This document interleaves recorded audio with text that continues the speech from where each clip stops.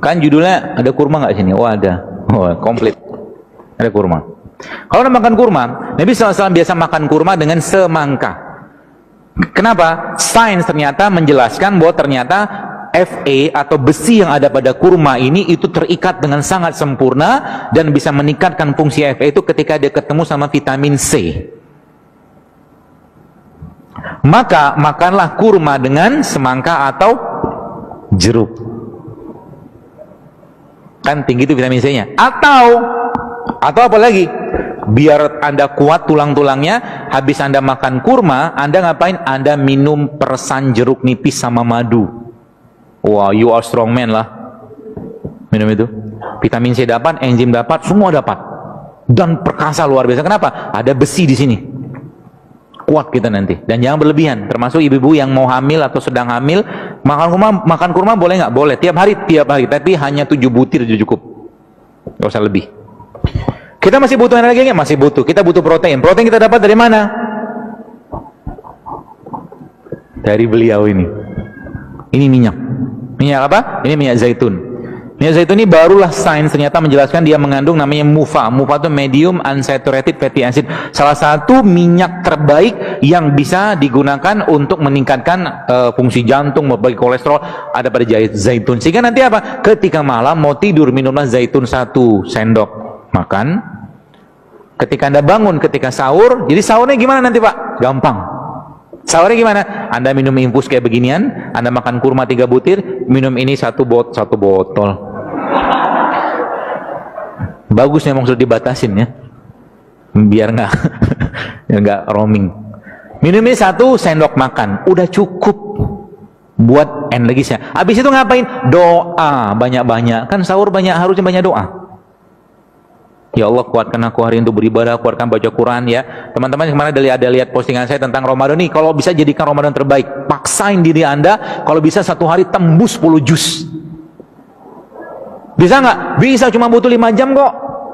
1 juz itu kita lebih setengah jam lah kalau Anda baca lancar. Katakanlah agak sedikit belepotan, 40 menit lah. 40 menit katakanlah kali 10 ya kurang lebih nggak ada 6 jam, 5-6 jam something lah cuman. Push yourself, sebab apa? Ibadah itu kalau nggak dipaksain sampai bila-bila masa, kata orang Malaysia bilang, nggak bakal bisa. Sampai mati pun kalau kita nggak maksain tahajud, nggak bakal bisa. Serius. Sampai kapanpun kalau kita nggak maksain sholat duha 12 rakaat, nggak bakal bisa. Serius. Ibadah itu kudu dipaksain. Apalagi Ramadan, pahalanya luar biasa besar. Yang biasa sedekah sekarang 10.000 goceng gitu kan, Ramadan paksain sedekah yang besar gitu kan.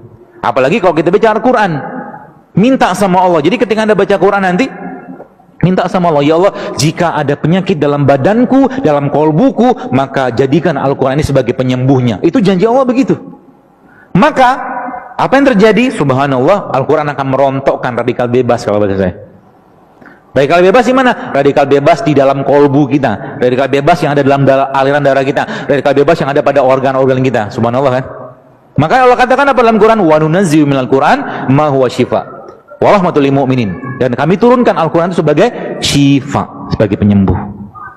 Maka kita harus amat sangat yakin bahwa Al-Quran itu memang penyembuh. Syaratnya gimana? Sama ketika Anda atau seseorang sakit. 2 menit lagi ya? Habis 1 menit deh. Ketika Anda sakit, berobat ke dokter atau mungkin berobat ke herbalis, lalu Anda dikasih obat, katakanlah minumlah Pak ya 3 kali 5 kapsul atau 3 kali 500 mg, nggak sembuh, naikin dosis sama dia, kan gitu. Maka sama juga dengan Al-Quran. Al-Quran ketika belum memberikan efek, naikkan dosisnya. Dahsyat kan? Naikkan dosis baca Al-Quran sampai apa? Sampai kharru sujada wa bukiya. Kita tersungkur, bersujud, menangis, minta ampun sama Allah, maka saat itulah Allah akan mencurahkan rahmat dan ampunannya, penyakit-penyakitnya dibuang oleh Allah SWT. Itu dahsyatnya bulan Ramadan. Ya, maka jangan sibuk dengan makanan bulan Ramadan. Itu kata kuncinya. Sibuk dengan ibadah aja. Banyakin zikir, mungkin yang kerja, saya katakan kalau memang sudah selesai kerjaannya, ya udah baca Quran, pegang Quran. Ya, dan kita harus komitmen untuk di Ramadan itu khususnya kita menjadi sahibul Quran. Kita menjadi temannya atau sahabatnya Quran. Gitu ya, teman-teman sekalian, mudah-mudahan bermanfaat. Dan kajian-kajian saya khususnya ya, saya katakan ini bukan kajian untuk sekedar dicatat, tapi dipraktekkan. Kalau cuma catat doang, besok masih nyampah lagi, sama juga bohong. Gak usah datang kajiannya. Anda harus berubah. Sebab apa?